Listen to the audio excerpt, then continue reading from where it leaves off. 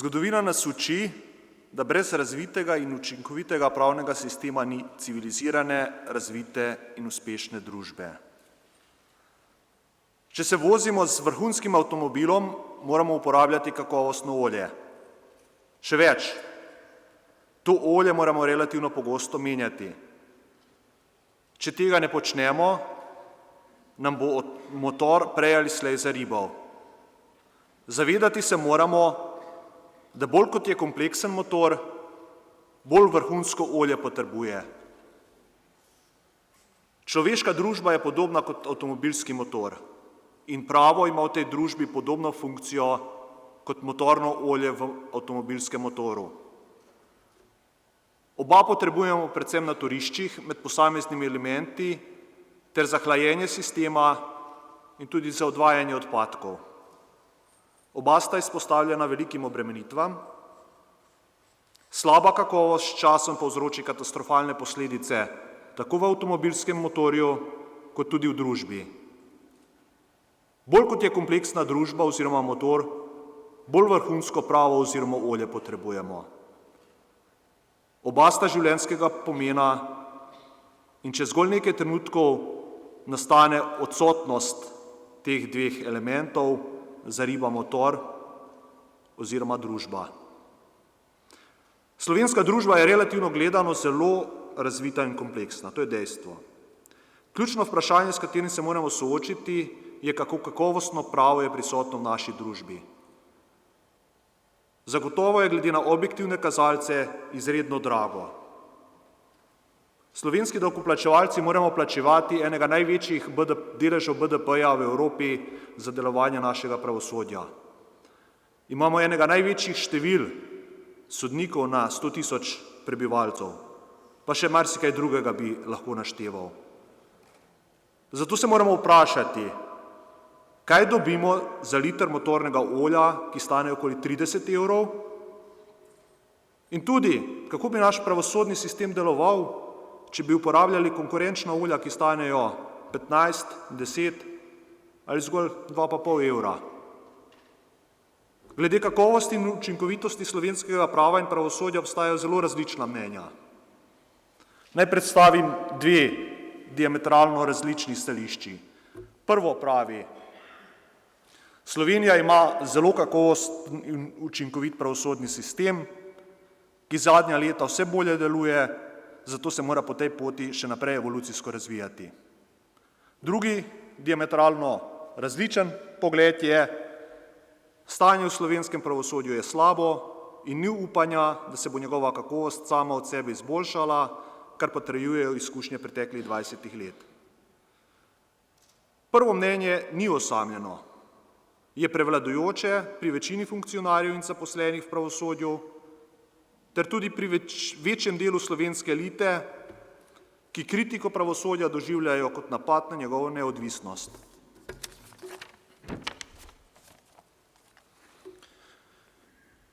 No, sedanja elita, ekonomska elita, doživlja možnost reforme slovenskega prava in pravosodnega sistema tudi kot grožnjo svojemu načinu življenja in poslovanja. Če parafraziram Marxa in Engelsa, je stališče sedanje slovenske postkomunistične elite, berite stricev iz ozadja, naslednje. Pravo v Sloveniji je v zakon proglašena in ob pomoči pravosodnega sistema uresničena volja naše skupine, volja, ki je vsebina določena z materialnimi življenjskimi pogoji naše skupine. Zato je razumljiva občutljivost oziroma včasih celo alergičnost glede globih premikov v pravu, saj se lahko s tem spremenijo materialni pogoji slovenske elite. Glede drugega pogleda pa moramo odkrito reči, da ima pogosto težave z osnovnim razumevanjem delovanja in dinamike prava, da je pogosto idealističen, včasih celo naiven. V Sloveniji imamo ta hendikep, da nimamo resnične izkušnje pravne države. Naša mentaliteta te izkušnje nikoli ni imela, zaradi tega nam je to nekaj tujega. Mi imamo samo dve izkušnji pravne države ali pa, pravne države. Ena izkušnja iz časov bivše Avstro-Ogrske. Tu se moramo zavedati, da je to del zgodovine. V tistem času je bil tisto delujoč, učinkovit za tiste čase pravosodni sistem. Nikakor pa ni to sodobno, učinkovito, vzoren pravni sistem. Druga izkušnja pravnega sistema pa je izkušnja komunistično-hajduške različice, kjer velja primarno načelo, ko je jači, taj harači. Ne en, ne drugi model dejansko nima v tisti slovenski podzavesti, kar je v nekaterih delih sveta samoumevno, kaj je pravna država in tudi zaradi tega imajo tudi široke množice ljudi dosti hujši odziv na kakšna odstopanja.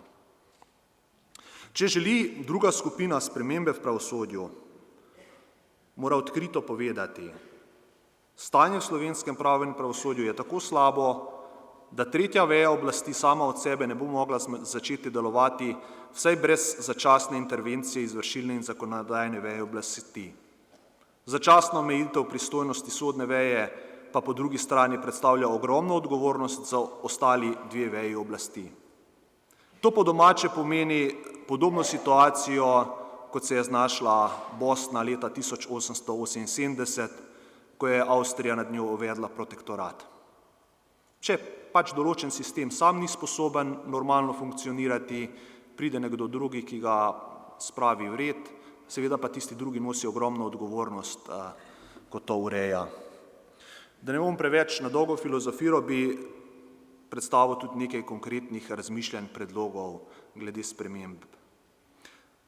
Ni res, da prava ali pravosodja v relativno kratkem času ni možno spremeniti. To je možno, obstaja veliko pozitivnih primerov, ključno in edino vprašanje pa je zgolj to, ali za to obstaja družbena volja. Te volje v zadnjih 20 letih v Sloveniji ni bilo. Drugič, jaz osebno močno dvomim, da bo slovensko pravo in pravosodje na dosedanji evolutivni način uspelo preskočiti na nivo, kjer bo zagotovljeno nemoteno in učinkovito delovanje gospodarstva in družbe. Tretjič, produktivnost slovenskega pravosodnega sistema je izredno nizka. Zato bo potrebna centralizacija organizacije in vodenja. Spremeniti bo treba sistem, ki zagotavlja reševanje benignih zadev, kar je naloga vsakega normalnega sistema, in na minimum zmanjšati delež malignih zadev, s katerimi se v glavnem ukvarja sedanji pravosodni sistem. Ter, kar bo pa verjetno najtežji in tudi bolj dolgoročen proces, kvantni preskok v mentaliteti pravosodnih udeležencev. Tudi osebno sem prepričan, da bi lahko slovenski pravosodni sistem enako deloval ali pa celo bolje z 1/3 manj funkcionarjev in zaposlenih. V pravosodju zadnje čase pogosto predstavljajo spodbudne številke o zmanjševanju zaostankov. Po drugi strani se pa molči o strukturi dela in o spremembah te strukture. Prihajamo v fazo, in to zelo hitro, ko si povprečni Slovenec, se pravi pripadnik srednjega sloja, več ne more zagotoviti normalne, kakovostne sodnega varstva in zaščite, ali pa je izpostavljen prevelikim tveganjem, če se spusti na ta forum, ki se mu reče pravosodno reševanje konfliktov. Namesto tega imamo pa ogromno zadev z ugovori, bom rekel, maloumne narave dolžnikov, ali pa dejansko s marginaliziranimi posamezniki, ki jih nobeno normalno pravosodje ne obravnava na tako široko in dolgo, kot jih obravnava slovensko pravosodje. Zato je eden največjih aktualnih problemov slovenskega pravosodja to, da normalen državljan s svojimi problemi, ki jih bi moralo reševati pravosodje v normalni civilizirani družbi, dejansko nima realnih možnosti do ustreznega pravnega varstva v praksi, ter da podjetja v pravosodju nimajo servisa, ki ga za normalno delovanje potrebuje vsako gospodarstvo. To je ključni problem. Naše olje dejansko za to mašino, tako sodobno, tako kompleksno, ki jo imamo vgrajen v naš avtomobil, ni zadostno, ne deluje. In to kljub temu, da stane 30 evrov za liter, ne pa 2,5 kot v Lidlu. Verjetno bi tisto bolje delovalo. Opcije. Jaz vidim 3 opcije. Prva opcija je, da se v Sloveniji bodoče ne bo nič spremenilo. To je čisto realna opcija. Pravosodje kot eden izmed najbolj rigidnih sistemov se bo še toliko manj spreminjal in tudi udeleženci bodo še bolj samozadovoljni postali. Priča bomo postopni eroziji naše družbe, ki bo postajala vse bolj podobna Hrvaški, Bosni, Srbiji, Bolgariji, Albaniji. Če kdo to misli, da ni mogoče, naj pogleda malo na jug, pa bo videl, kako so te družbe erodirale v zadnjih 20 letih, pa ne samo zaradi vojne, ampak zaradi marsičesa. Celo drugo se zna zgoditi, kakšna od teh družb zna iti z veliko hitrostjo naprej in tudi prehiteti Slovenijo.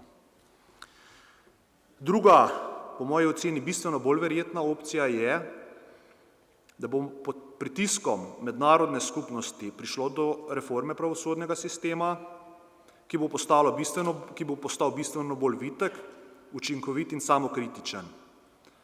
Bistvo tega bo po domače povedano bistveno manj pravil, katerih kršitve se bodo bistveno bolj dosledno in strogo sankcionirale. Formula je zelo enostavna in zelo delujoča. Če je mogoče kdo zaslepljen s teorijami suverenosti, ne pomisli na aretacije mamilarskih kartelov v Sloveniji, ki se niso zgodile po volji Slovenije, ampak zaradi mednarodnega pritiska.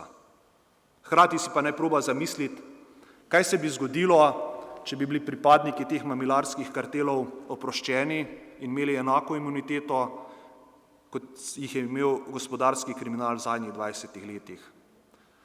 V sodobni družbi relativno malo ljudi veruje v Boga, evropski družbi. Ampak vedno je nekdo zgoraj, če ne drugo brezpilotna letala in njihov vpliv. In tudi tukaj, ko bo mednarodna skupnost ugotovila, da je za njo slovenski pravosodni sistem postal preveč nefunkcionalen, moteč, bo izvršila podoben pritisk, kot se je zgodil pri teh mamilarskih združbah in se bodo zadeve začele relativno hitro spreminjati. Imamo pa tukaj eno srečo v nesreči. Smo se znašli v tem časovnem trenutku, ko ima isto bolne sisteme tudi vse ostale mediteranske evropske države in tudi vse potrebujejo zelo intenzivno terapijo na področju pravosodja, tako da jaz mislim, da bo bila zelo velika verjetnost, da bomo bili vključeni v eno skupinsko mediteransko terapijo in da bomo bili verjetno eni prvih vrsti, ker smo najmanjši, še dejansko v primerjavi z ostalimi relativno malo bolni in tudi najhitreje se da spreminjati to področje. Tretja opcija, ki bi jaz najraje videl, pa se bojim, da je enaka približno ničli, in to je opcija, da bi zdravo demokratično jedro v družbi uspelo ustvariti tolikšen pritisk, da se bi začele tudi na področju pravosodja izvajati reforme, ki bi bile po naši meri, po naših potrebah in po naši volji. Sprememba pod tujim diktatom bo daleč od optimalnega. Hkrati pa bo bistveno boljša kot pa prihodnost brez sprememb. Kljub temu pa jasno povem svoje mnenje, da če sem prisiljen izbirati med dvema slabima možnostima, se srednjeročno raje odločim za tisto, ki bo Slovenijo omogočala, da postane pravna in civilizirana družba in to kljub svoji okrnjeni suverenosti. Zavedati se moramo, da bo tudi v primeru zahtev mednarodne skupnosti po reformah uresničitev le-teh v praksi pri nas v veliki meri odvisna od nas samih. Ali po domače preprosto povedano, tisto, kar smo si skuhali, in tisto, kar bomo morali kuhati po tujih receptih, bomo morali pojesti in bodo morali pojesti naši potomci. Hvala lepa.